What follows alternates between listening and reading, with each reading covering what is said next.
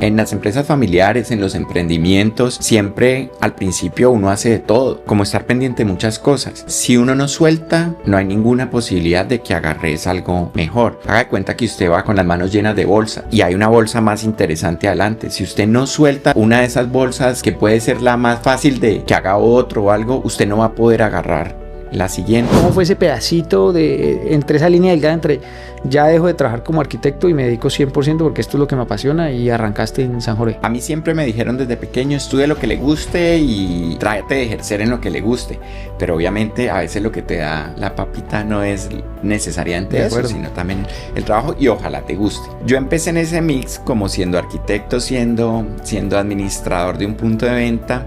Sin embargo, creo que no tengo como ese espíritu del independiente, o yo no sé qué pasó ahí, que es muy valioso para todos los emprendedores que tengan claro que hay que traer gente que sepa hacer las cosas mejor que uno, pero como uno a veces cree que se las sabe todas porque sacó la empresa adelante, porque la fundó, porque tiene la idea en la cabeza, pues no lo hace, pero eso es lo más importante para crecer.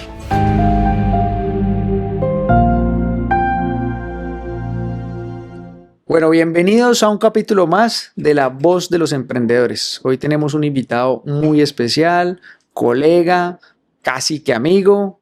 Lo vamos a presentar sin más preámbulos. Felipe, bienvenido a este podcast La Voz de los Emprendedores. Hola Rodrigo, gracias por invitarme y bueno, aquí a la orden para lo que podamos aportar.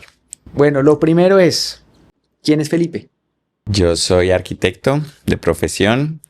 Inicié a trabajar en una empresa familiar que es la droguería San Jorge, el laboratorio San Jorge, por los laditos.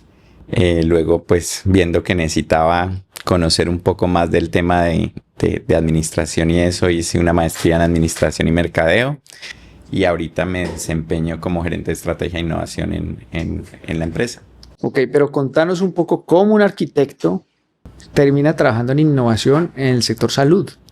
Pues porque era el tema familiar, realmente ahí se fue dando. Yo inicié desde muy chiquito venía a la empresa, venía la familia y nos dejaban trabajar y nos pagaban y uno le fue cogiendo como cariño, y en las vacaciones el plan era trabajar para tener pues como para comprar las cositas que uno quería y todo. ¿Y qué los ponían a hacer? Tapar frascos, pegar etiquetas, contar corchos. A veces nos poníamos a atender a la gente, uno de 12 años, pero la droguería mantenía muy llena, entonces había gente que estaba de afán y prefería que lo atendiera un niño a que tuviera que esperar. Entonces nos dejaban como básicamente explorar. Y creo que eso nos marcó mucho pues para el futuro. Sin embargo, yo desde pequeñito también construía casas con Estralandia, siempre estaba como en función de hacía casas en árboles. La arquitectura me apasionaba mucho. Entonces hice la arquitectura como profesión, inicié a trabajar en lo que uno empieza, el baño de la tía, la reforma de pero la independiente, mamá. Ninguna empresa. Independiente. Okay. Trabajé con una diseñadora de interiores. El primer trabajo que tuve, ahí aprendí mucho del detalle, de cositas que son muy valiosas, pero dije no, como independiente. Sin embargo, creo que no tengo como ese espíritu del independiente, o yo no sé qué pasó ahí, que mi oficina de arquitectura la pude poner en una droguería, porque me dieron un espacio y no me cobraban arriendo. Entonces el cambio era como yo estar pendiente del negocio y ser arquitecto. Entonces al estar pendiente del negocio me fui, y haber tenido como esa digamos esa infancia y esas etapas en las que estaba en el negocio, pues tenía capacidad de entender lo que estaba pasando ahí, lo que sucedía. Y entonces pues eso fue una mezcla, entrar a la droguería, porque fue como mientras no estaba en las obras o mientras no estaba diseñando, pues estaba pendiente del punto de venta que era donde yo estaba, y así me fui enganchando. O sea, entonces, ¿siempre fue tu casa? Sí. O sea, al final terminó siendo tu casa porque ibas permanentemente y era como, sí, tu casa. Sí, exacto. Y entonces uno ya daba ideas y los tíos me copiaban, me decían, sí, está bien. Y así fuimos como también conociéndonos ya a una relación laboral mucho más formal. Me empezaron a dar como un sueldo fijo por estar pendiente de ese punto de venta y por estar pendiente ahí. y empezamos a abrir otros puntos, a crecer, pues, y me fue como chupando Pero ¿en qué el momento tiempo. vos empezaste a desligar la arquitectura o la ligaste en algún momento? Porque entiendo que arrancaste por algo de arquitectura en San Jorge, o sea, que tenía que ver con algo de arquitectura, y ahí te enganchaste. Cómo fue ese pedacito de entre esa línea delgada entre ya dejo de trabajar como arquitecto y me dedico 100% porque esto es lo que me apasiona y arrancaste en San Jorge? Bueno, digamos que a mí siempre me dijeron desde pequeño, estudie lo que le guste y trate de ejercer en lo que le guste. Pero obviamente a veces lo que te da la papita no es necesariamente De eso, acuerdo. sino también el trabajo y ojalá te guste. Entonces, yo empecé en ese mix como siendo arquitecto, siendo administrador de un punto de venta y como te decía, poco a poco me fue chupando el tiempo de la droguería. Fuimos abriendo más puntos de venta, entonces se necesitaba más la presencia ahí, hasta que llegó un momento en el que ya como que tocó decir, bueno, ¿hasta dónde es arquitecto? ¿Hasta dónde es empleado? Y llegamos a un acuerdo con mis tíos en que yo tenía un día a la semana, que eran los miércoles, para hacer mi arquitectura. Ok. Y ahí ya lo manejamos muy bien hasta la pandemia. Después de la pandemia vino, pues la pandemia fue una época muy demandante en el trabajo. Ah, pero ¿cómo así? ¿Eso fue en pandemia? Hasta ahí fui arquitecto No. por un día, pero era más un hobby Ok. que me daba plata, pero era un hobby para cosas extras. No contaba con ese dinero porque nos pagaban los trabajos precisamente porque no necesitábamos. Yo trabajaba de socio con Álvaro Tomás, que es un arquitecto ya mayor, este año que viene cumple 90 años, y nosotros éramos pues como un equipo muy chévere, pero ni él necesitaba vivir de la arquitectura, ni yo necesitaba vivir de la arquitectura. Yo tenía mi trabajo y él tenía su pensión.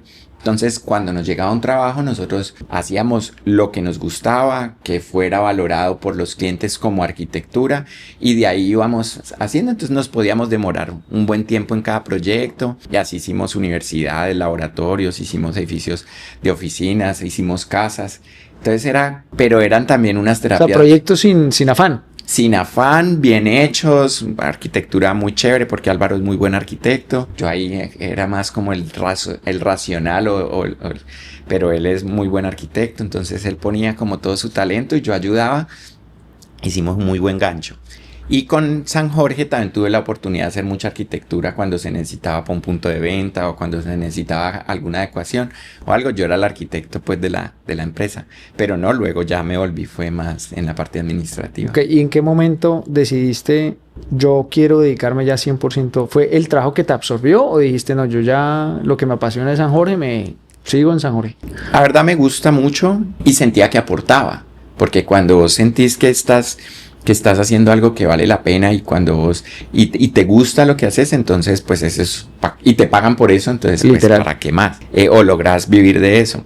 Entonces en 2008, hablando también pues vimos que era necesario hacer el estudio, estudié la maestría y ahí ya como que dije, bueno, yo ya soy mucho más en la parte administrativa y mercadeo y lo comercial, y la arquitectura ya sí quedó como un hobby. Entonces fue más o menos en 2010. Ok. Y ya quedó pues ahí. Y hoy en día, ¿cuál es tu labor en San Jorge? O sea, hoy en día es el gerente de innovación. Estrategia e innovación. Estrategia e innovación. Y digamos que eso también ha sido pues como la evolución dentro de la empresa, que cuando vos querés, o sea, en las empresas familiares, en los emprendimientos, siempre al principio uno hace de todo y vos tenés que hacer absolutamente como estar pendiente de muchas cosas. Pero si uno no suelta, no hay ninguna posibilidad de que agarres algo mejor. Entonces yo siempre que hablo como con el equipo les digo, haga de cuenta que usted va con las manos llenas de bolsas y hay una bolsa más interesante adelante. Si usted no suelta una de esas bolsas que puede ser la más fácil de que haga otro o algo, usted no va a poder agarrar la siguiente. Entonces así pasó aquí. Yo inicié como coordinador de punto de venta porque no había, familiarmente no estábamos acostumbrados a tener coordinadores de puntos de venta, pero ya eran mi tío en un punto, mi mamá en otro punto, mi otro tío en otro y yo en otro. Entonces dije, bueno, ¿y solo vamos a abrir mientras haya familia o vamos a tener? Entonces ahí hicimos el primer ejercicio de soltarle a un coordinador un punto de venta para que lo administrara un tercero. Así pudimos abrir varios, ir creciendo en puntos. De ahí vino ya la parte comercial del laboratorio. Entonces yo atendía a los clientes, yo hacía la parte de etiquetas, de publicidad, de como todo lo que se tenía que hacer, pero lo mismo, ya cuando el negocio se ve que vale la pena soltarle a alguien porque tiene la capacidad de pagarlo, entonces soltás esa tarea para que cojas una más grande o una más relevante o una que te permita crecer. Y así se fue dando y así fue como, pues primero fui coordinador de un punto de venta, luego fui coordinador de franquicias y sucursales. Momento, porque no me quiero saltar porque yo sí quiero que la gente conozca ese pedazo de la historia, porque la razón por la cual estoy entrevistando a Felipe es porque él logró transformar Droguería San Jorge a lo que es hoy, ¿sí? Entonces quiero que arranquemos con la historia de San Jorge. Sí, con tus abuelos, creo que abuelos o bisabuelos. Esta es la tercera generación. Segunda o tercera. Tercera generación. ¿Cómo arrancó? ¿Cómo fue todo? Y ya, ¿cómo vos lograste transformar San Jorge en lo que es hoy en día? De hecho, por eso te estoy entrevistando, porque yo quiero que vos Pero yo no la logré yo solo, sé, ¿no? No, yo sé que no solo, pero empezaste a contar lo que yo sabía que ibas a contar, pero yo sí necesito que la gente sepa cómo nació San Jorge, o sea, que por qué se llamó San Jorge, que le contes por qué se llama San Jorge, brevemente la historia, y ya nos vamos poco a poco diciendo, bueno, ¿cómo es que nació esto? ¿Cómo es que nació lo otro? ¿Cómo es que una droguería típica, tradicional en Cali logra venderle a otro tipo de droguerías? ¿Sí? Pero pues eso va después de que nos contes un poco la historia. Listo. Y ahí enmarcándolo, digamos, con toda la parte del emprendimiento. Mi abuelo era empleado y fue empleado por mucho tiempo. A sus 40 y pico de años. Ese es don Alberto. Alberto Vázquez. Sí. A sus 40 y pico de años, pues por cuestiones de la vida, decidió comprar un negocio que ya existía, que es la droguería. Entonces, esta era una de las droguerías más grandes de Cali y él pues tuvo la oportunidad de comprarla en sociedad. Al año ya tenía el 100% él y a los 5 o 6 años ya la tenía quebrada y en la casa, prácticamente en la sala de la casa. Pero él tenía ese pedacito que pues que tienen como todos los emprendedores, que es como esa terquedad de confiar en una idea y de tener algo bien, pero por el desconocimiento cometió muchos errores ahí. Afortunadamente con mi abuela lograron acomodar las cosas y empezar otra vez a que el negocio fuera próspero. Ahí hubo un tema de pérdidas de inventario, de manejos pues con empleados y cosas que los llevaron a donde les pues tuvieron que moverse a la casa. Pero la droguería luego fue creciendo por tener como la calidad, por tener el servicio, por tener esos básicos que tiene que tener uno siempre clarísimos, cómo me diferencio. Entonces ellos se diferenciaban porque mi abuelo le gustaba preparar, hacía fórmulas magistrales, traía los productos en presentaciones distintas. ¿Pero él había estudiado para eso o era Él era farmacéutico y él trabajaba en la industria farmacéutica antes de entrar de comprar la droguería. Entonces él siguió en su mismo sector. Luego mis tíos, él tuvo 6 hijos, entonces ya empezaron a entrar al negocio mis tíos por diferentes situaciones de la vida, y lo que en un principio toda la familia creía que no iba a poder tener pues espacio para que vivieran de ahí más que mi abuelo, mi abuela y sus hijos, pues fue poco a poco dando la oportunidad a que fueran llegando los tíos y hubiera como mantener pues como la familia ya más extendida. Y eso se da por otra vez lo mismo que te cuento, por poder ir, que hablábamos ahora, por poder ir soltando. O sea, en la medida en que vos soltás y en la medida en que vos empezás a delegar, que eso lo hemos visto mucho en nuestras mentorías, que los problemas más grandes que tienen los emprendedores es ese miedo a soltar, pero también esa dificultad de que cuando vos vas a soltar cuesta dinero y pues dinero no hay. Entonces aquí el talento más barato siempre es el de la familia, porque vos no tenés que pagarle ni la seguridad social ni muchas cosas, ¿cierto? Entonces digamos que empezar a soltar hacia el talento de la familia es una buena forma de crecer. Así fueron llegando los tíos al negocio porque tenían la necesidad, pero también la empresa tenía la necesidad, se podía ir dando esa ecuación. Pero no es fácil que todos al final terminen trabajando ahí, ¿no? Hoy, ¿qué porcentaje de la familia trabaja en San Jorge? Nosotros en este momento, la segunda generación son 6 tíos, todos viven. La primera generación, mi abuelo falleció, mi abuela no tiene relación con el negocio en la toma de decisiones ni nada. Ella hace muchos años se desligó. De mis tíos, varios se han pensionado y ya no están, sí, como empleados de San Jorge. Todos han entrado, bueno, en la medida en que se ha podido, se formalizaron, pues ya en la época en la que ya valía la pena ser formales, se formalizaron y tenían su salario y todo era sagrado, pues bien manejado. Pero ya se han jubilado algunas de las tías y hoy quedan 3 tíos trabajando. 2 son gerente del laboratorio, gerente de la droguería y otra tía que maneja toda la parte de servicio al cliente. Y somos 4 primos activos en la droguería y el laboratorio y un primo que trabaja pues con otro negocio que tiene que ver también con la familia. Entonces somos 5 primos trabajando en la empresa y 3 tíos activos. Bueno, no es fácil. Hay un tema de roles ahí que hace que sea exitoso. Ese es el secreto. Pues hay que respetarse para poder que todo salga bien, tomar las decisiones de una manera pues coherente, respetuosa, analizándolo sin los egos tan fuertes, sino que sea la mejor decisión para la empresa y así se va dando. Y mucha gente dice no es fácil, pero realmente nosotros nunca lo hemos visto difícil en el sentido estricto de la palabra, ¿no? Tiene retos, pero ¿sabes por qué? Porque lo llevan en la sangre. Porque al final lo que hicieron ustedes, que es lo que deberíamos hacer los que tenemos empresa de familia, es empezar a involucrar a nuestros hijos, que uno vea que quieren hacerlo, porque uno tiene 2 opciones, o hacerlo obligado o porque quieren, ¿sí? Si uno lo hace obligado, pues al final terminan trabajando ahí a regañadientes o no, pero terminan. Pero involucrarlos como inconscientemente hasta que lleguen a un punto que de pronto les guste, que es el sueño de uno cuando tiene una empresa familiar, que mis hijos, porque ahí conozco muchas que dicen, no, mis hijos no quieren trabajar en la empresa, pero seguramente porque no hicieron toda esa transición que pronto ustedes hicieron, de que vieron que los cobija, aprenden, ganan plata, no se ven infelices, se ven felices, o sea, entre comillas, hay problemas pero lo solucionan. Yo creo que ese ambiente también ayuda a que sea así. Sin duda y muchas veces, porque también con las personas que uno habla que tienen empresas familiares, quieren que sus hijos estudien muchísimo, se preparen demasiado, pero no tienen ese contacto con el negocio. Entonces yo sí creo que el contacto con el negocio, solo ir y respirar el ambiente. Y en estos días lo discutía con uno de los tíos, porque ya esta 4ª generación es un poco más difícil. Claro. Y me decían, no, pero es que yo no sé si valga la pena. Él ha sido de los que no ha estado conectado con la empresa. Si van a venir sin un plan de trabajo concreto y eso no me parece que sea bien. Yo le decía, tío, con el solo hecho de que estén ahí, además eran mis hijos. Eso te iba a preguntar. Con el solo hecho de que estén ahí, que estén respirando el negocio, que estén viendo cómo se comunican los empleados, qué hay que hacer, a qué se dedican, ya están enamorándose o ya están de alguna forma viendo si les gusta o no les gusta, si lo van a hacer o no lo van a hacer o cómo lo van a hacer. Porque ellos, a veces vos les metés la maleta de cuando usted trabaje aquí, pero ni se lo imaginan, pues tienen otras aspiraciones totalmente distintas.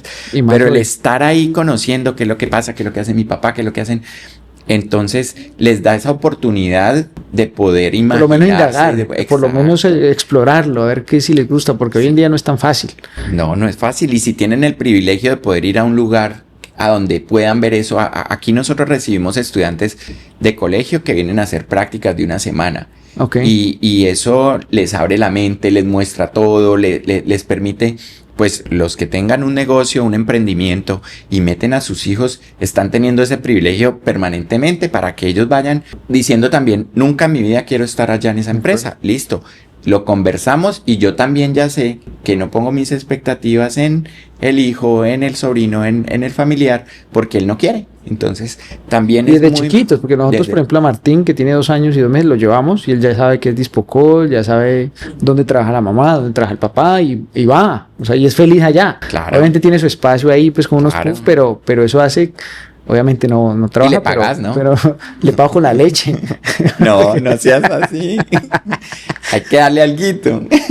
Pero sí, cuando empieza a tener un poquito más de... cosa, eso es que él sienta que lo que hizo le funcionó y le sirvió un incentivo. Porque también he visto eso, que no, es que él tiene que venir a trabajar acá porque gratis, de aquí es que vivimos todos. No, eso es bueno. Si te ahorraste, no tiene que ser lo que decía ahorita, es el recurso más barato. Pero es que si uno empieza a entender la relación trabajo, empresa familiar, dinero, esto puede ser, es una ecuación valiosa para incentivar y para motivar. De acuerdo. Yo me acuerdo que mi papá nos llevaba chiquitos a la empresa, que las quebró todas, pero nos llevaba. Y me acuerdo que hubo un negocio, para que no lo hagan, creamos una panadería en un pueblo, se llama Huesaco, ¿sí? En Nariño, y se asoció con un panadero, paisa, no tengo nada en contra de los paisas, y al final mi papá no sabía nada de pan, nada de nada, entonces al final en unas vacaciones me dice, vení,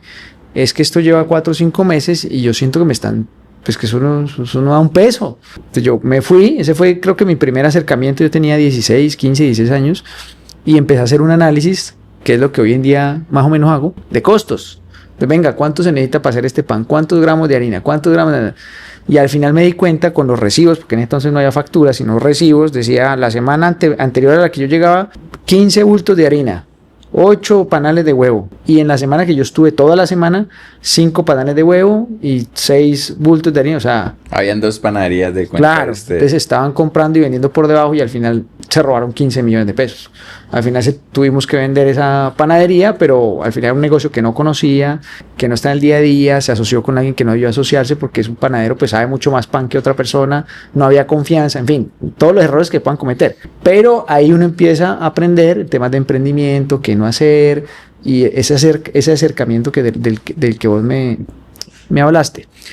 Quiero preguntarte, vos, bueno, ya nos contaste la historia, nace el primer punto de venta. Cuando vos entraste, me dices, vamos a abrir otro punto de venta. ¿Cómo toman esa decisión de abrir otro punto de venta? ¿Y por qué un colaborador? Digamos que marcándolo dentro de lo que hablábamos ahorita de emprendimiento y todo eso, las decisiones de crecer y son difíciles. Entonces, cuando recién estábamos empezando a crecer en puntos de venta. ¿Eso fue qué año? Nosotros, la primera sucursal realmente existió en el 94, ahí no tenía nada que ver yo, ni estaba cerca. 2002 ayudé en el diseño arquitectónico, pero no estaba involucrado del tercer punto de venta, y yo entré para el cuarto punto de venta, pero en ese momento y en todos esos las decisiones era casi que unirse los 6 hermanos, discutirlo, mirarlo, pues tocaba ver todo el tema financiero, todo el tema de operación, todo el tema de miedos, entonces...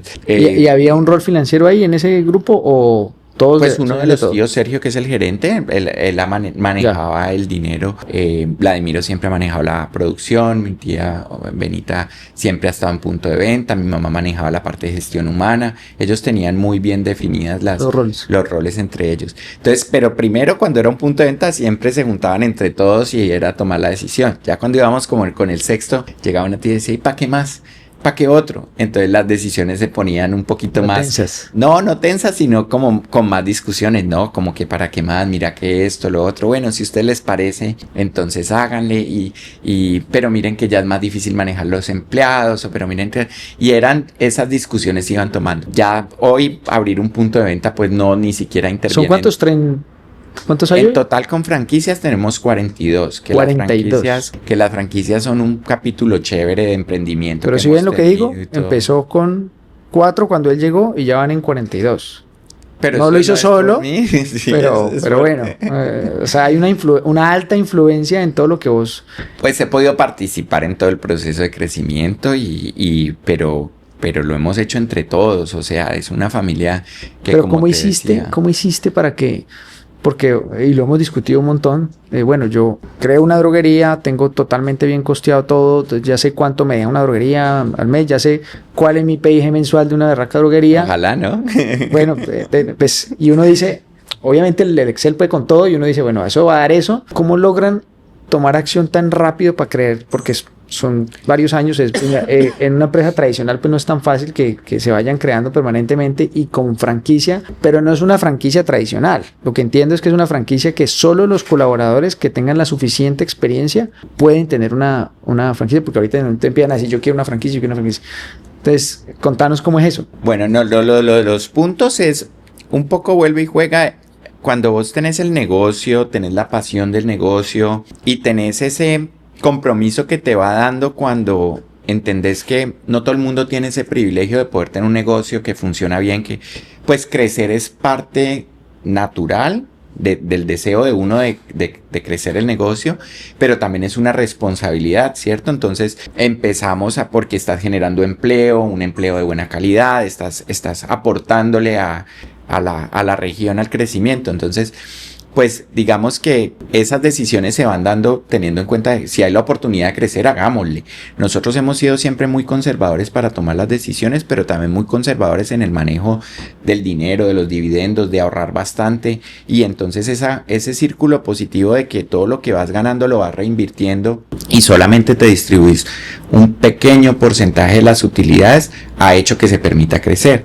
Eso es importante. Con el tema de las franquicias ya fue que participamos en un proyecto con la Cámara de Comercio, creo que fue el año 2008 o un poquito antes, donde nos dijeron, miren, usted tiene un negocio que es bonito, la droguería tiene un diferencial grande, las marcas de ustedes las conoce y las quiere la gente, ¿por qué no hacen un modelo franquiciado que les va a permitir crecer mucho más rápido? Y a nosotros nos sonó mucho la idea, hicimos el ejercicio, desarrollamos todos los manuales, desarrollamos todo lo que teníamos que hacer para franquiciar y empezamos a buscar franquiciados. Pero cuando tenés una empresa familiar que es manejada también desde el corazón, desde las emociones, no tenés muchos procedimientos en muchas cosas. Ese PIG que dijiste vino a llegar muchos años después. Nosotros abríamos los puntos de venta no me conocía. También desde la ilusión y desde eso al principio uno es mucho el sentido común. Pero berracos, porque, o sea, uno montar, y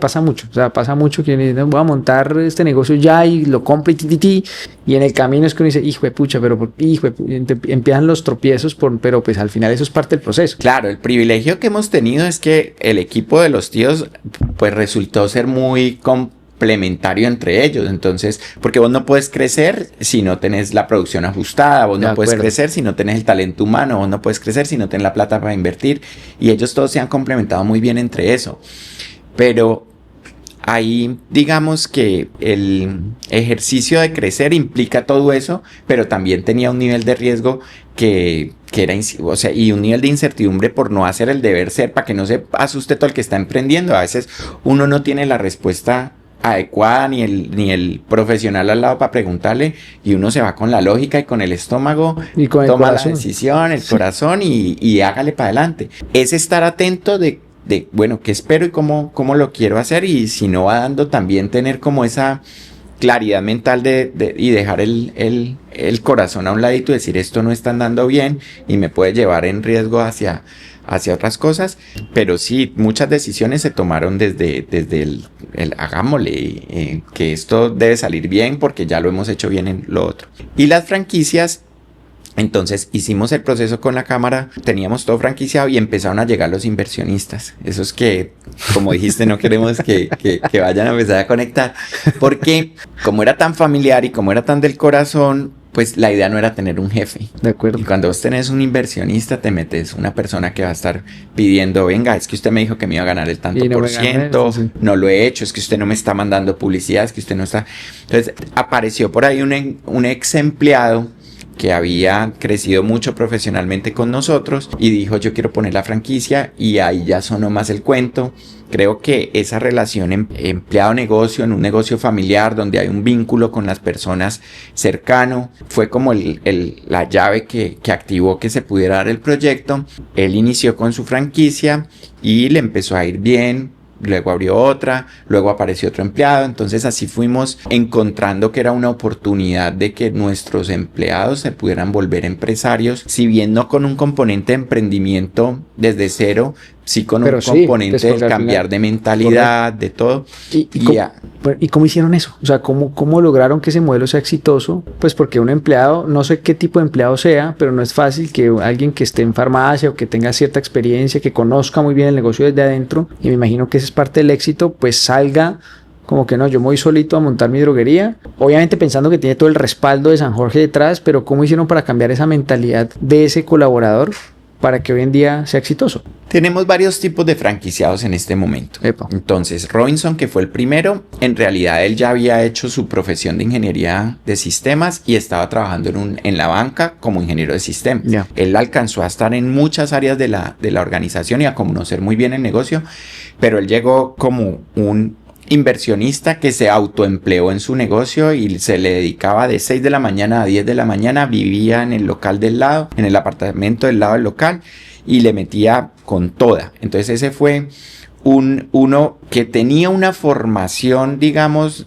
y ya habían iniciado un negocio propio en otro área, pero ya tenía como esa experiencia. Entonces, él tenía el componente de conocer la organización, pero tener una formación profesional que le permitía ser muy racional y muy acertado en el manejo financiero, en el manejo del punto, y tenía como esa pasión de meterle a la marca porque quería mucho la familia y porque quería mucho la marca. Luego tuvimos otros que fueron un poco más arriesgados de parte y parte, que eran Maricel, creo que fue la segunda franquiciada, y ella era coordinadora de un punto de venta. Se consiguió la plata por cuestiones de ella, nos dijo que la plata era de ella porque nosotros no permitimos que tengan socios en las franquicias, Okay. ni que hayan inversionistas, tienen que ser ellos. Ahí hubo un ejercicio pues de revisar, pero ella consiguió el dinero. Yo siempre fui claro, el negocio es con usted y usted pague eso lo más rápido que pueda porque aquí no puede tener socios, cuando me di cuenta. Y ella no tenía esta formación profesional,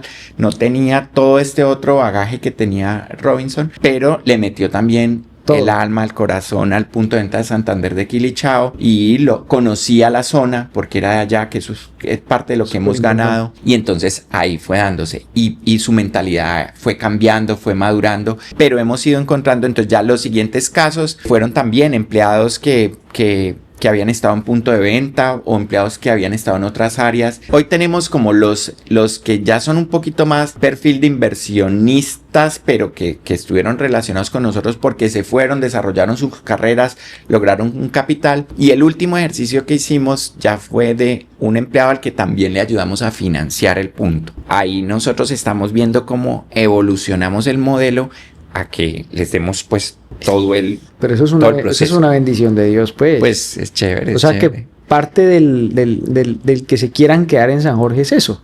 O sea, sí, al final... que puedan crecer con nosotros crecer con ellos y luego pues puedan ser independientes. Pero berraquísimo. Sí, sí. Bacanísimo eso. Pues porque imagínate yo trabajando y sabiendo, o sea, empezar a trabajar con la ilusión de que en algún momento voy a ser dueño de una droguería. Sí, también esa es parte de lo que tenemos que ir como organizando, porque no todos van a poder tener esa posibilidad. Nosotros hoy tenemos 550 empleados, entonces estamos tratando de robustecer mucho ese modelo, sí, para que sea... 550 directos. Sí. Entonces estamos tratando de robustecer mucho el modelo para que hayan rutas de aprendizaje, para que hayan rutas de financiación, para que haya también pues de parte nuestra seleccionado dónde queremos y cómo queremos las franquicias. Hoy mal que bien, cada franquiciado está en una ciudad, digamos, de una manera exclusiva sin tener una exclusividad, pero llegará el momento en el que ellos vayan a competir entre ellos. Entonces el modelo tiene que volverse más robusto para que podamos crecerlo y expandirlo como queremos, pero sí es algo que está ahí muy... ¿Y en los próximos 5 años cuántas franquicias piensan abrir? No, pues tenemos un deseo de abrir varias. Estamos justo ahora trabajando en la planeación estratégica para definir bien ese número, pero si no robustecemos la capacitación, si no robustecemos el modelo de la ruta, de cómo van a llegar allá, ya también nos pasó con algunos que no es fácil entender que la plata de la DIAN hay que guardarla, que la plata de que me estoy ganando es del inventario, que sí. Entonces, es que todo ese ese aprendizaje es que claro. A mí me parece que el reto más bravo ahí es que sean colaboradores míos, que ya conocen de adentro, pero no conocen tan adentro como el tema financiero, por ejemplo. O sea, sí, no hay... el tema de, venga, yo lo compro a este valor, yo lo vendo a este valor, pero yo tengo que pagar un impuesto, tengo que pagar un arriendo, tengo que pagar una nómina, tengo que pagar servicios, tengo que pagar ciertas cosas que ustedes tienen que garantizar porque quien está detrás es el nombre de San Jorge. Entonces al final garantizar eso para mí es lo más complejo y ya lo han logrado, pero sí tienes razón en que esa ruta es la que se tiene que fortalecer para que lleven cada vez más preparados y que cada vez pues puedan crecer más el punto de venta. Sí, nosotros dentro del acompañamiento que hacemos, si no tiene, por ejemplo, si ven un local espectacular, pero el arriendo es un precio que no da dentro del modelo financiero, correcto, nosotros no les aceptamos el local, correcto, el número de empleados está controlado, hemos visto que ellos a veces incluso son más eficientes que nosotros en eso, pero también cómo haces para que no quieran ahorrar más. ¿Esos son empleados de cada local o de ustedes? No. No. de Cada cada franquicia es una franquicia como normal. si fuera una franquicia de... Lo que cambia es el modelo. ¿Quién es el franquiciado? Exacto, Ya. que solo le otorgamos las franquicias a nuestros ex empleados o empleados que se retiran para ser franquiciados. Pero sí, es una franquicia donde legalmente, tributariamente hay un contrato de franquicia, ellos responden RUT, absolutamente, una cámara de sí, comercio. todo, sí, y estamos blindados en el alcance de que pues como cualquier franquicia. Sí. Y aquí el pedacito donde se vuelven emprendedores y es ese que hablabas, el cambio de mindset, el cambio de tengo que cuidar el costo, tengo que cuidar esto. No es fácil al principio porque dentro de todo si no vende el punto pues no hay sueldo, ¿cierto? Y ellos son los primeros empleados de su franquicia, pero también tienen que sacrificar en un principio y tienen que ahorrar y tienen que... Y de entrada, por ejemplo, hay un consejo que yo doy siempre a los emprendedores que me dicen, venga, ¿cuánto me tengo que pagar? Entonces, al final, ese cuánto me tengo que pagar depende de cuánto gasta usted mensualmente, ¿sí? Entonces, ahí arranca, por ejemplo, ellos dicen, no, yo me ganaba, no sé, 3 millones estando como empleado en San Jorge, estoy poniendo un escenario. Entonces, yo tengo que lograr que la droguería por lo menos me pague los 3 millones o por lo menos que me pague lo del arriendo, la comida y lo básico. Porque sí, vos puedes generar un ahorro de 6 meses que no es fácil para poder sacrificar esos primeros 6 meses mientras crece, pero yo sí creo que desde el principio vos tenés que pagarte algo, así sea mínimo, pero algo, para que por lo menos tenga la motivación de que tu negocio te dejó algo. Pero yo creo que ahí, en ese pedazo, es donde se quedan muchos que dicen, no, yo estoy en punto de equilibrio. ¿Y cuánto se paga usted? Nada, te estás perdiendo plata. Entonces, ese pedacito, esa línea delgada entre me pago o no me pago, también puede generar confusión. Los gringos tienen algo bacano en su manejo contable de los emprendimientos y de las empresas cuando son empresarios, digamos, de las empresas donde el socio trabaja en la empresa, y es que ellos manejan el sueldo siempre, pero como no hay plata para pagar ese sueldo, lo van llevando a una cuenta por cobrar. a una cuenta que se llama como aportes del dueño. Y eso, al final, yo no sé, en algunos casos deciden volverlo parte del capital de la empresa, o sea, del activo, y en otros casos deciden cobrarlo, lo llevan a la cuenta por cobrar, pero es muy valioso porque desde el principio están reconociéndole a ese dueño que ese trabajo que está dando es un trabajo que tiene ahí sentido. Y yo creo que en los emprendimientos y en las empresas familiares vale la pena tenerlo claro y manejarlo, así sea en un Excel aparte, pues, y no sé cómo sea contablemente, pero vale la pena hacerlo. Hoy en día es mucho más fácil porque hoy en día hay programas contables que son muy económicos. No voy a decir nombres porque no me están pagando. Bueno, y si me pagaran, no sé si lo dijera. Pero hay programas muy sencillos que no cuestan mucho y sí es importante que desde el principio lo tengan. Porque cuando vos no lo tenés desde un principio y llega el primer cliente y te dice, yo necesito factura electrónica. Entonces, para usted tener factura electrónica, sí o sí tiene que tener algún programa contable, así sea mínimo. Y ahí empieza el tema. Entonces, si se vuelve informal desde el principio, así usted venda 2 millones, 3 millones, lo que sea, pues al final después se le van a incrementar los costos porque hay cosas que usted no tuvo en cuenta si no arrancó desde el principio así. ¿Sí? Entonces, yo sí creo que hoy en día el Excel funciona muy bien, pero sí que tenga por lo menos un programa básico que usted tenga sus ingresos y sepa cuánto vendió, cuál fue su utilidad, cuáles son sus costos, en fin. Entonces yo creo que eso sí... Y vos en eso sos muy juicioso, y creo que una persona que está emprendiendo un negocio que está arrancando, que no tenga claros los números, pues complicado. Está mal. Y pasa mucho. Y pasa mucho. Y muchas veces el emprendedor o la persona termina dándole foco a lo comercial, que es lo que trae el dinero, al otro, pero descuidando totalmente eso. Entonces, sí es muy valioso y creo que también es parte de lo que nos ha funcionado mucho a nosotros, es que el manejo financiero desde el principio Correcto. Ha sido muy juicioso. Escuchen eso, por favor. Y el ahorro, entonces siempre ha estado ahí metido el tema financiero. A veces es duro decir no hay plata, a veces es duro decir no me lo puedo gastar, aunque uno lo vea, porque uno lo está viendo en el banco, pero no se puede gastar porque esa plata se necesita o para algún gasto que viene con los proveedores o con los... Correcto.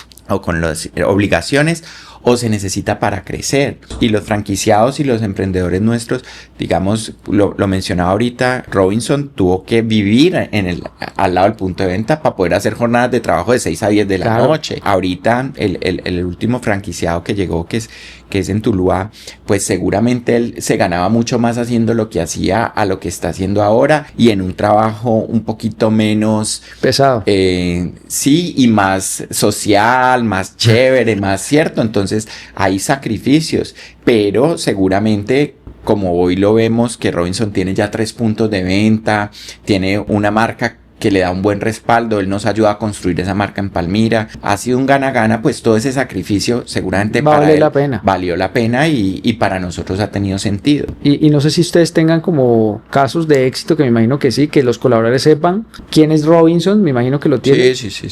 Pues porque eso yo creo que es parte del éxito, ¿no? Fue, pucha, yo quiero ser como No, y Robinson, eso motiva mucho. Por supuesto.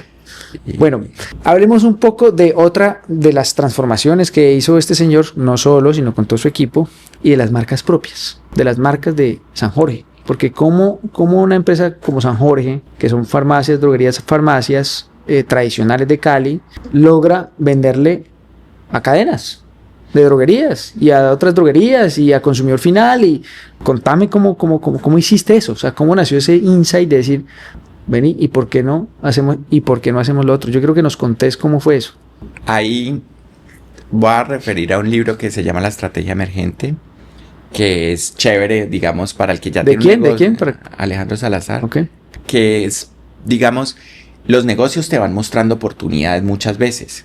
Y cómo vos esas oportunidades, esto lo que pasó con nosotros no fue siguiendo el libro es nuevo y esto sucedió mucho tiempo antes, pero cuando yo leía el libro decía, así fue. Algo así fue lo que sucedió. Ahora, ¿qué pasa cuando esos ejercicios son de verdad hechos, pensados para hacerlos así? Nosotros en el antecitos del año 2000, el INVIMA empezó a regular todo el tema sanitario en Colombia y muchos de los productos que vendíamos en la farmacia con farmacia empezaron a tener unos requerimientos regulatorios especiales que nos llevaron a decir tenemos que construir un laboratorio farmacéutico para preparar productos cosméticos y medicamentos para el cuidado de la piel, especialmente pues por Almipro ungüento, que era un producto que ya vendíamos muy bien en los puntos de venta, que por su gran calidad a la gente le gustaba muchísimo y nos lo preguntaban mucho. Entonces mis tíos en ese tema de estómago, pero a la vez proyectando a que si tuvieran un laboratorio pudieran pasar cosas diferentes, se metieron en esa inversión sin saber cuánto era, sin un análisis financiero, solo con la convicción de que lo iban a poder hacer porque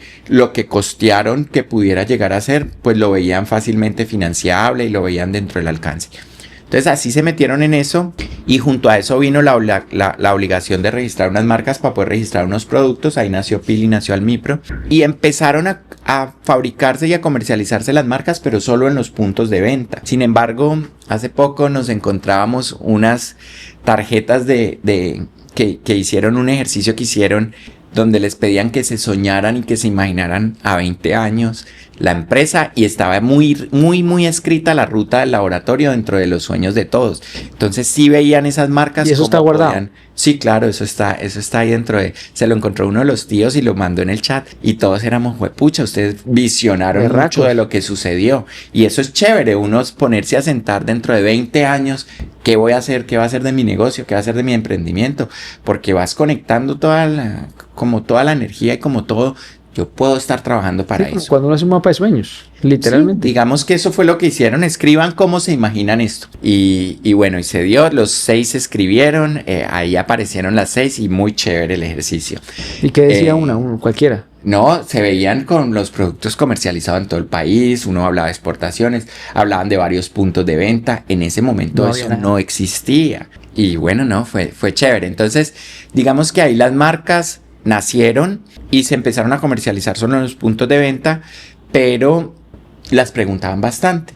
Y llega otra parte de lo que decía ahorita, las bolsas, uno tiene que soltar las bolsas, pero también pasa de que cuando uno es empleado, y esto mucho para las personas que dicen, no, es que no me dan oportunidades de crecer, no, es que no, yo ahí no tengo nada que hacer. Pues cuando uno es empleado, si uno ve una bolsa que puede ir a agarrar y cargarla a uno, también tiene que tratar de hacer eso, porque eso se convierte en buenas oportunidades para crecer. Entonces, ahí sucedió que alguien se metió al hombro la parte de tratar de comercializar las marcas y llevarlas a la 14, a Artemisa, a nuestros primeros clientes. Y eso empezó a dar y fue creciendo. Entonces fueron surgiendo, fueron ganando vitrinas. ¿Y eso no hizo en su momento, una pregunta técnica, que los puntos vendieran menos? Ayer justo estábamos viendo dentro del ejercicio de analizar qué ha pasado con las marcas y por ejemplo Pili en el 2018 vendía X dinero y hoy en puntos de venta se ha multiplicado esa venta por 164 164% de crecimiento, y en comercialización 1000 y pico %. Es decir, el crecimiento en comercialización ha sido muchísimo más que el crecimiento en puntos de venta. Pero en ese 2018 participaba el 7.4% de las ventas de la droguería y hoy participa el 8.2% de las ventas de la droguería.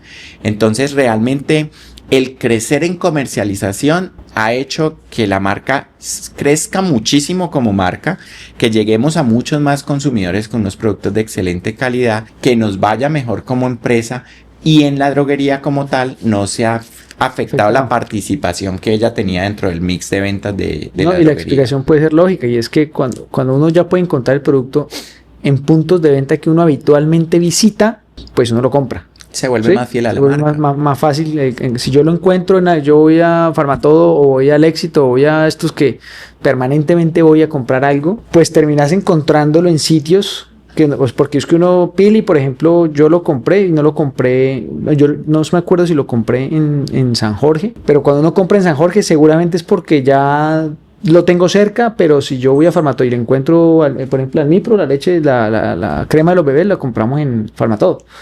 Claro, porque la encuentro fácil, porque pido ahí permanentemente, Entonces yo sí creo que esa es la verdadera razón por la cual ustedes pueden llegar a vender mucho más. Sí, nosotros hoy solamente el 3.5% de las ventas de Almipro lo hacemos en nuestros puntos de venta. Pero es por eso. Entonces ahí es donde te decía de la estrategia emergente, es cómo encontrás negocios que al final pueden llegar a ser más grandes que tu core y que en lo que estás en el día a día, pero que no los visualizas porque siempre estás viendo lo mismo.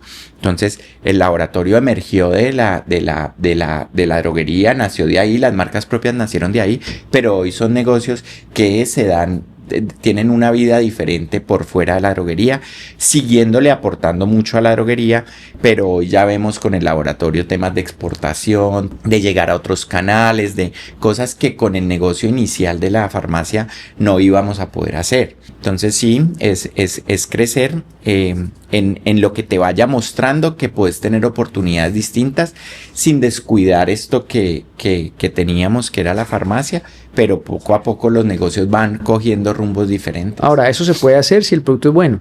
Porque todo se puede hacer si el producto es bueno, pues si no, no hay recompra. Exacto. Eso te iba a decir, eso está saliendo bien y seguirá saliendo bien porque los productos son extremadamente buenos.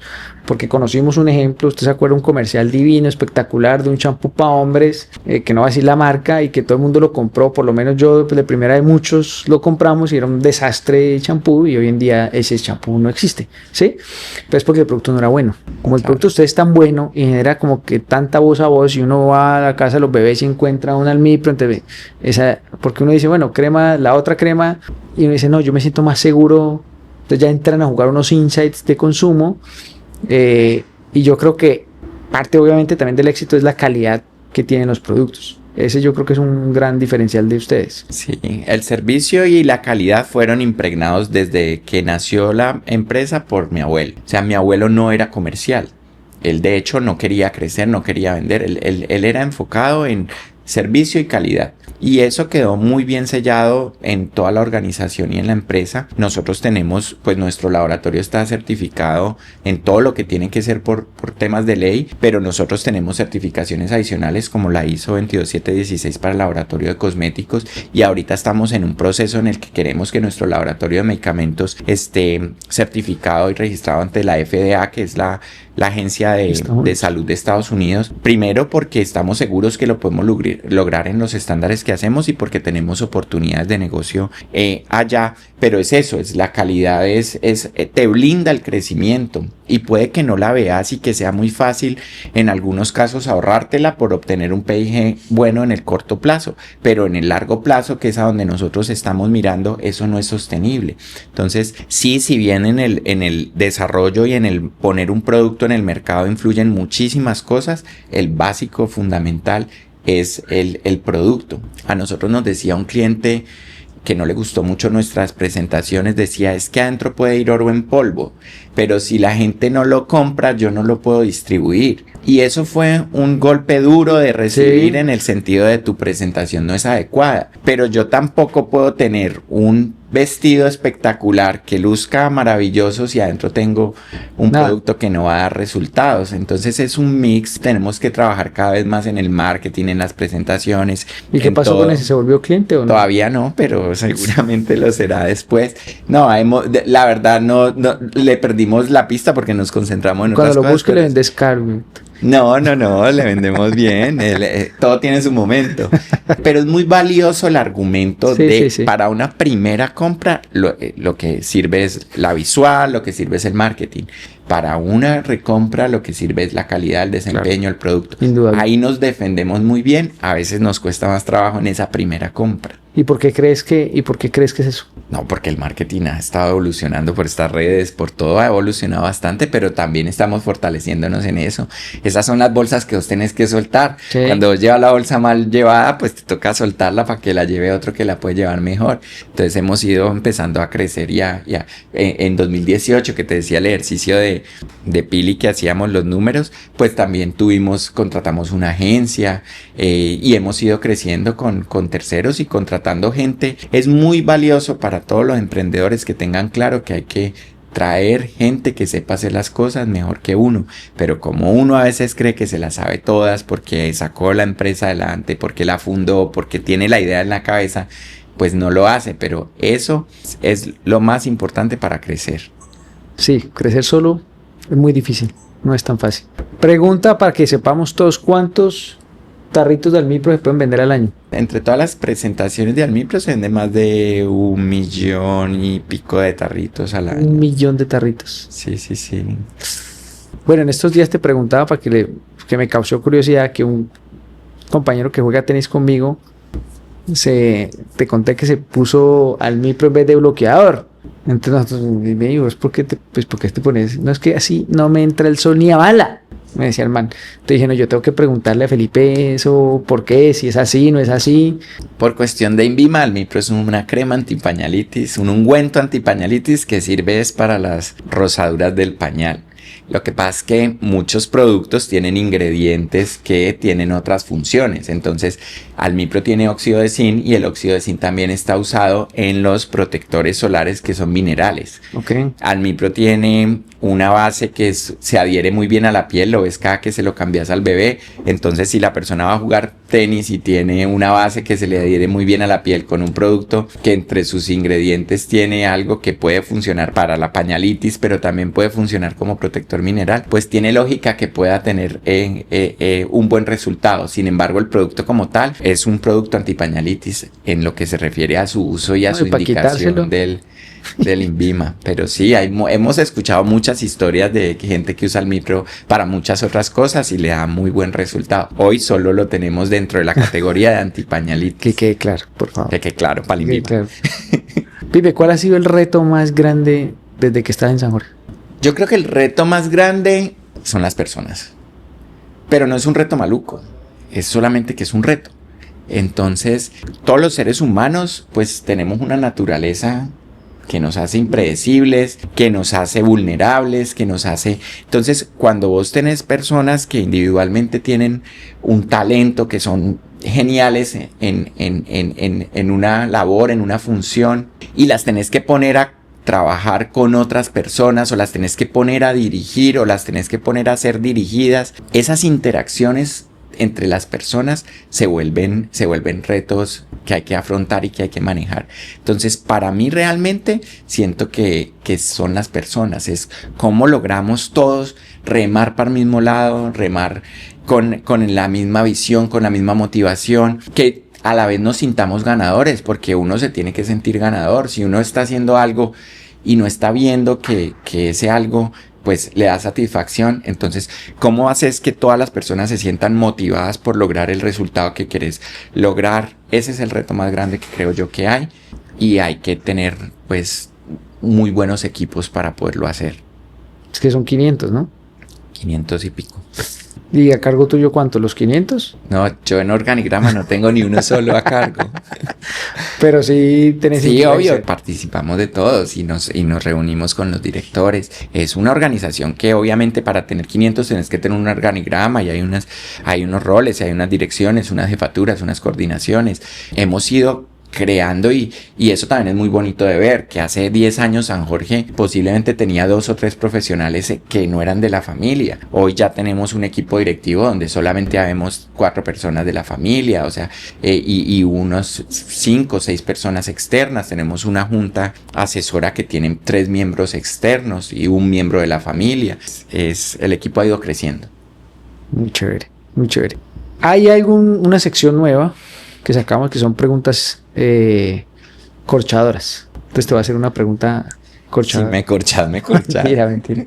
No, yo quiero que vos nos contés alguna cagada que hayas hecho y que te dé pena contar y que nunca le hayas contado en San Jorge. Voy a contar una bobada, pero esa me dolió en ese momento y yo estaba iniciando con San Jorge y era más arquitecto que empleado. Íbamos a cambiar el piso de una de las droguerías. Entonces yo me fui para aquí en la 15 a un local y compré las baldosas que me iban a traer para cambiar el piso y las pagué por anticipado. Y no tenía nada, o sea, y entonces, bueno, en 15 días cambiábamos el piso y yo ya tenía los obreros, ya tenía todo listo y yo empecé a pasar por el local y cerrado. Y empecé a pasar por el local y cerrado. Y ya se acercaba el tiempo, 4 o 5 días antes, empiezan a hacerme el bullying. Uy, Echeverry, porque en esa época estaba Echeverry famoso. Uy, Echeverry, te estafaron. Uy, Echeverry, y sí, no, pues, se tumbaron la plata de las baldosas. Entonces, esa es una cagada chiquita, pero pudo haber sido más grande y es por no hacer los controles, por uno ir desde la emoción, por uno ir haciendo así. Así ya pequeña, aquí perdonamos los errores, realmente aquí no, aquí ¿cómo es que dice juzgamos? ¿Cómo es que dice eso? Juzgamos, pero ¿cómo es que dice? Escuchamos, pero no juzgamos. Es que has visto ese No, pero nosotros no, que sale una persona acá atrás, como el jefe, y atrás los colaboradores y dice, escuchamos, pero no juzgamos. Y salió en estos días una que dice, yo tengo que decir que como 3 clientes no les facturé y me quedé con la plata, una cosa así. Y, claro, terminó el jueguito y la echó. Claro. Cosas así como que... Sí, no, pues es que hay una cosa que en San Jorge no me perdona y es que falleza la ética. Sí, claro. Sí, entonces nosotros podemos perdonar que se te tumben 600,000 pesos o que se te tumben lo de las baldosas, que fueron 600,000 hace muchos años. Pero si te los tumban porque además había un proceso que decía que debías haberlo hecho así o lo otro, no sé, pues obviamente va a tener hoy unas consecuencias. En la medida en que nos hemos ido organizando más, cada día está más fácil que no cometas ciertos errores, ¿cierto? Pero nosotros dejamos que la gente se equivoque porque hay que equivocarse para poder sacar cosas bien y todo. A veces no es fácil equivocarse y a veces cuesta. Como te decía, con los liderazgos que van llegando o con las personas en este manejo de las relaciones, a veces el que tiene que no ha vivido estos procesos o que no ha vivido estos momentos, pues ya no entiende tan fácil el error o todo, y entonces es alinearnos a la cultura, organizarnos y también ir teniendo controles, porque suele suceder que lo que antes permitías pues se va abriendo y se va volviendo más un problema que un solo error pues del que se va a aprender. No me acuerdo de más cagadas. Posiblemente no tengo clientes a los que les haya facturado y me haya quedado con la plata, pero sí tengo clientes a los que no les haya facturado, no los haya atendido, no les haya llegado el producto. Y no los haya atendido y los haya dejado en vistos, y esos errorcitos sí puede que me pongas aquí la gente atrás de confesamos pero no juzgamos, o escuchamos pero no juzgamos. Bueno, Pipe, en tu experiencia de ayudarle también a emprendedores, porque vos también le ayudas a muchos emprendedores, ¿qué le dirías a ese emprendedor que hoy se siente solo, que no sabe qué decisión tomar frente a algo, o que está desesperado, no sabe qué decisiones tomar? ¿Qué le dirías a ese emprendedor, que son muchos? ¿Qué le dirías hoy? Pues que estamos viviendo un momento muy chévere en el sentido de que todos estamos más abiertos a colaborar y hay muchísimas más herramientas de colaboración. Vos me comentabas ahorita que le escribiste un mensaje a una persona de las que uno pensaría que no es fácil llegarle, ¿cierto? Y te respondió y te recibió. Yo creo que pasa así con muchas cosas. Entonces, si un emprendedor se siente solo, ahí está la red de mentores de la cual hacemos parte y por donde nos conocimos, de la Cámara de Comercio, donde se regalan sesiones de mentorías cortas, o donde si te metes en un proyecto o en un proceso de formación ya con la Cámara más formal, tenés temas de mentorías de más largo tiempo. Hay gente que quiere donar el tiempo pero no tiene ese que le aparezca. A veces la gente no ayuda no porque no quiera, sino porque no le dan la oportunidad. Entonces, no aparece ese que está solito, que se envalentone a decir, ¿qué pasa si pregunto? Hace poquito vimos un tema muy viral de alguien que pidió plata y le dieron mucha plata. Pues hoy la sociedad está más hecha para eso, para colaborar y para que nos apoyemos entre todos, y eso ayuda a dar sentido a muchas personas. Entonces yo creería que no vale la pena hoy sentirse solo o estar solo. Solamente es pierda el ego, pierda la vergüenza y vaya y pida ayuda. De acuerdo. De acuerdo. Ve, no nos respondiste por qué se llama San Jorge. Porque así se llamaba cuando la compró mi abuelo. Mi abuelo la compró. Pero San Jorge es el santo patrono de Gran Bretaña, creo que en varios países europeos, y era un santo que hay un cuento muy bonito que es San Jorge y el dragón. Puede que lo cuente mal, pero en general es un pueblo que estaba muy mal asediado por un dragón, y el rey ya no sabía qué hacer, casi que le dio la princesa al dragón para que dejara de molestar, pero luego pues como que puso el reto de que el caballero que lograra matar el dragón y se quedaba con la princesa, y así sucedió, y ese fue San Jorge. Entonces, aquí abajo hay un cuadro para que lo detalles ahorita al salir, que es San Jorge luchando contra el dragón. Ok. Sí, vimos en la entrada acá hay una como el contexto del fundador, supongo que tu abuelo. Sí, ahí la está oficina, el escritorio, las fotos. Sí lo vimos. Y hay un cuadro de San Jorge y el dragón. Pipe, ya digamos para finalizar, ¿qué hábitos tenés vos que le puedas recomendar, o tus hábitos? Pues yo soy tranquilo. Digamos que uno de los hábitos míos es no pensar mal de nadie. O sea, yo no estoy pensando mal de la gente. Adicional a eso, hace poco hice un curso de meditación, un retiro de meditación, y quedé como con la costumbre de meditar todos los días, en la mañana y en la noche, al menos 10 minutos. Ando en bicicleta, me muevo en bicicleta, digamos, tenía el tenis hasta hace poco, lo he descuidado, pero hacer ejercicio o hacer algo deportivo es una de las cosas que últimamente me gustan, porque cuando estaba chiquito no jugaba nada, no hacía ningún deporte, solo caminar o ir al monte, por decirlo así. Y me gusta mucho ir a la naturaleza, ir al río, conectarme con la naturaleza. Pero creo que el más importante es no pensar mal de la gente. Eso está bien. Sí, ese hábito está chévere. Por lo general, los seres humanos actuamos bien, pero muchas veces le ponemos nosotros mismos la malicia, la maldad o la desconfianza a la relación en donde no había que tenerla. Eso es verdad. Sí, es... Bueno, Pipe, ¿cómo te sentiste? No, bien, perdón las lágrimas. No, espero que te hayas sentido cómodo. Es un espacio que lo tenemos dedicado a emprendedores, y básicamente es eso, que te sientas como en casa, que hables así como lo hablaste, genuinamente, como sos vos. Él es así normalmente. Gracias a Dios fue así en la entrevista, y bueno, no, muchas gracias por haber atendido nuestro llamado. Dale. Y a inspirar a más emprendedores a arriesgarse. Felipe llegó a San Jorge y ya lo escuchamos, eran 3, 4 droguerías, ya son más de 40 marcas propias, creciendo, 1 millón de tarritos vendidos. No lo hizo solo, evidentemente, pero sí hay una gran influencia de Felipe, y es un referente para nosotros, para mí, y por eso lo invité a este programa, porque me parece que puedes inspirar a muchos emprendedores.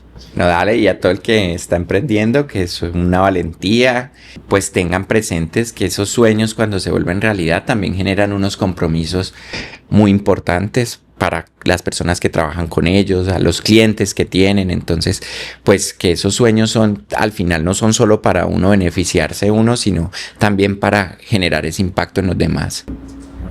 Y gracias, ¿no, Rodrigo? Listo, papá.